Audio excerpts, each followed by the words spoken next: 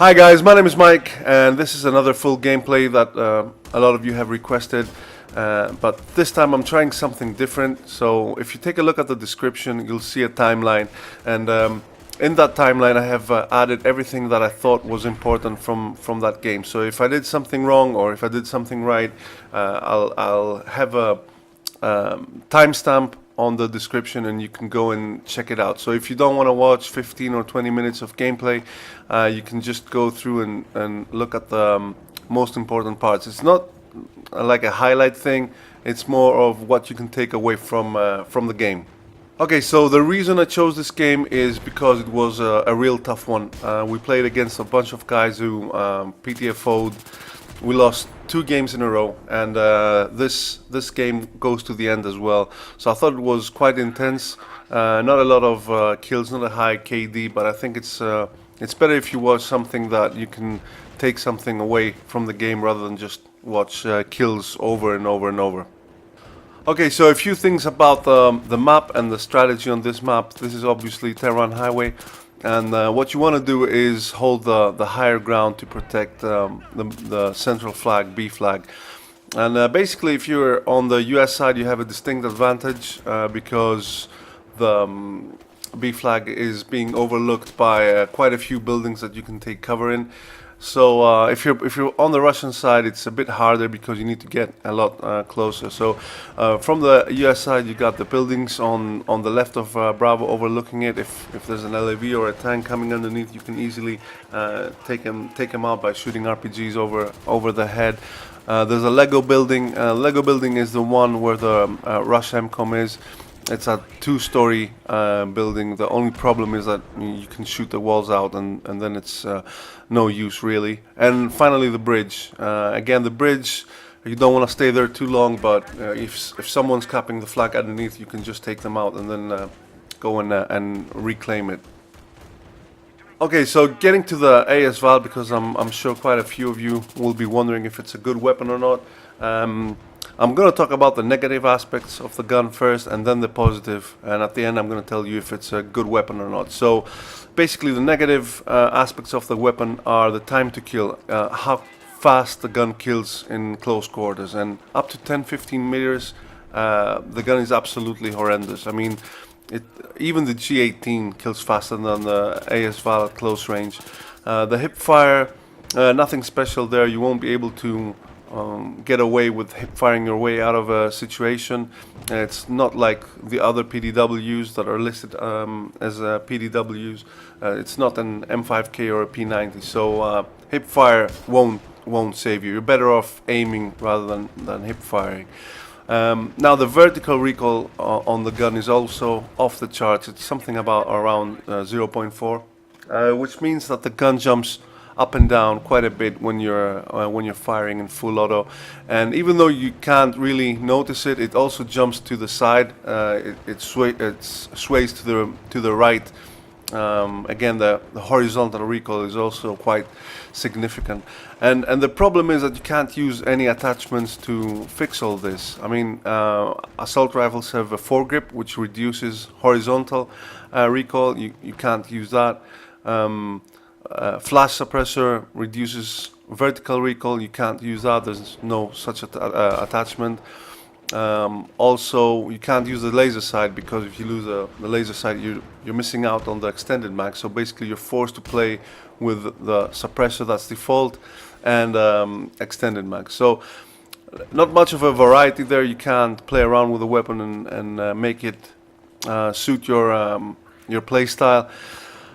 But obviously the gun has some positive aspects, otherwise I wouldn't be using it, nobody would be using it. And one of the main advantages of the weapon is zero ADS spread. Zero ADS spread means that if you fire a single bullet from the weapon, it will hit the same spot over and over and over. So if there's a target, let's say at 50 meters, and you fire one shot, it's going to hit exactly the same spot with the second, the third, the fourth bullet, and that's a huge advantage for a weapon. The only other weapons that have zero ADS spread are sniper rifles. No other gun in the game has that kind of spread.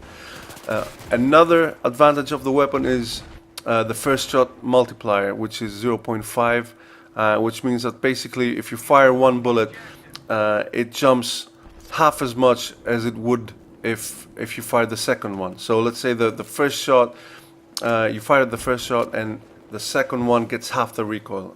I don't know if I can explain it any better than that, but basically that means that if you're firing in short bursts, let's say 3-round bursts, then the vertical recoil is a lot less than if you're firing in full auto. That goes for every gun, but I don't think there's another weapon in the game that has a first shot multiplier that is less than 1.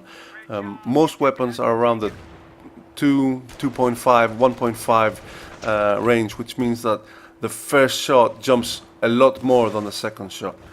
So that's one of the big advantages of the AS Val being able to fire in small bursts. And even better than that is if you can switch to single fire. I've talked about it before in previous videos. I'm going to put a link in the description. But basically the AS Val is probably the second best weapon in firing at single fire after the G3A3. I do it quite a bit. If I see somebody at around 30, 40 meters, I'll just switch to single fire and take them out. You will kill them. I guarantee that you'll kill them a lot faster than if you're firing in small bursts.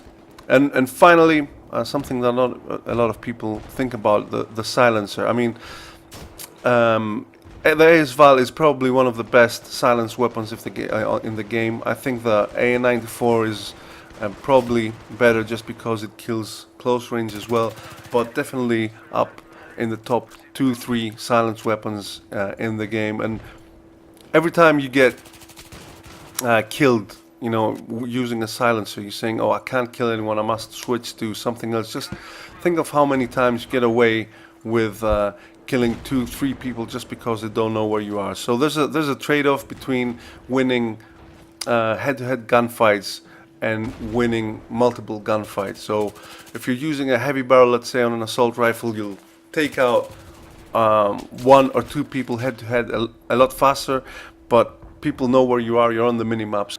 So people tend to dismiss the silencer, even though it's one of the most effective attachments in the game. So what do I think? Do I think that the AS Val is a good weapon or a bad weapon? I think it's a very good weapon if you understand what it can and cannot do. It's not a PDW. You can't compare it with the P90 or the M5K. A lot of people keep asking, you know, what should I use? Should I use the P90 or the AS Val? It's two entirely different things. One is a good close quarters weapon, and the AS Val is a good long range weapon. So basically, it's a silenced assault rifle. That's how you should treat it. You should treat it like a silenced assault rifle that it's horrible at close range. If you can understand that, then basically you can switch your game style around to get the best out of the weapon. So that's it from me, guys. Let me know if you like the idea of the timeline, if you enjoy the gameplay. Take care. Bye.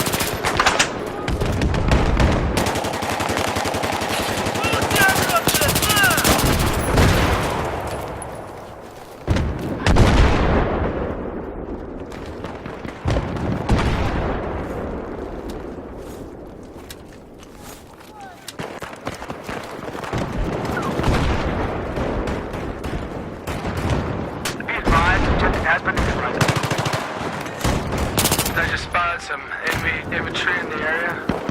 Take care, guys.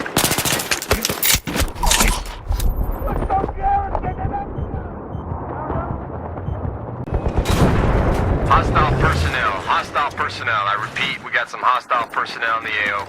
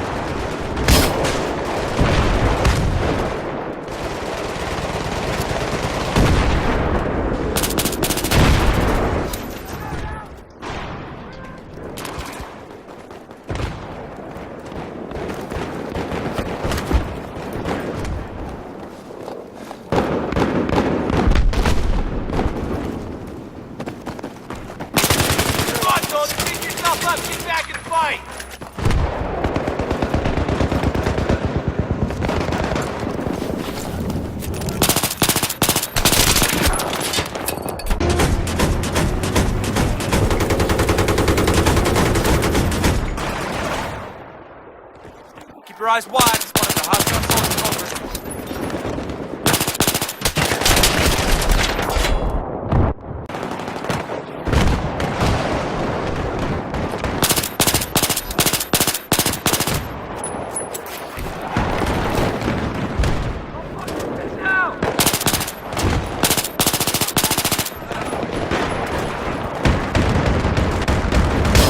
Spotted a hostile Advise LAV. we Over. neutralize the objective.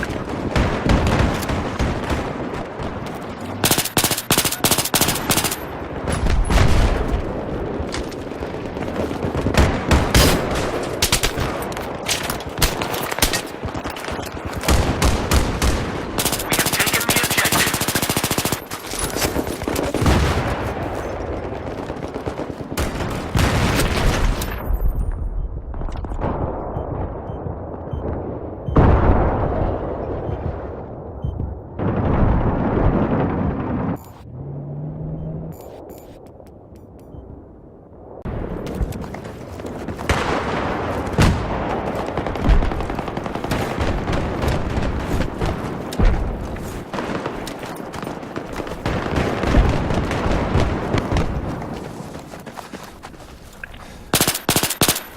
The objective has been neutralized.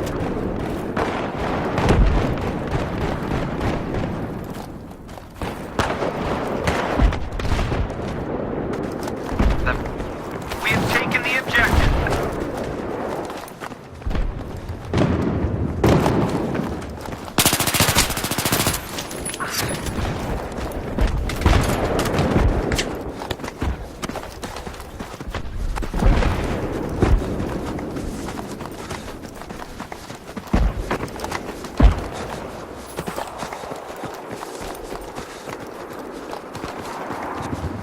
The objective has been lost.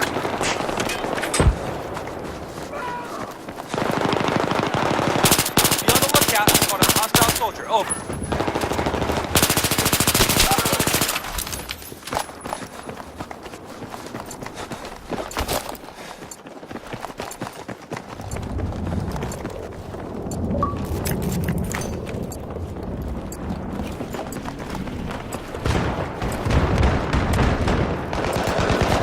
Spotted a hostile light The armor. objective has been taken.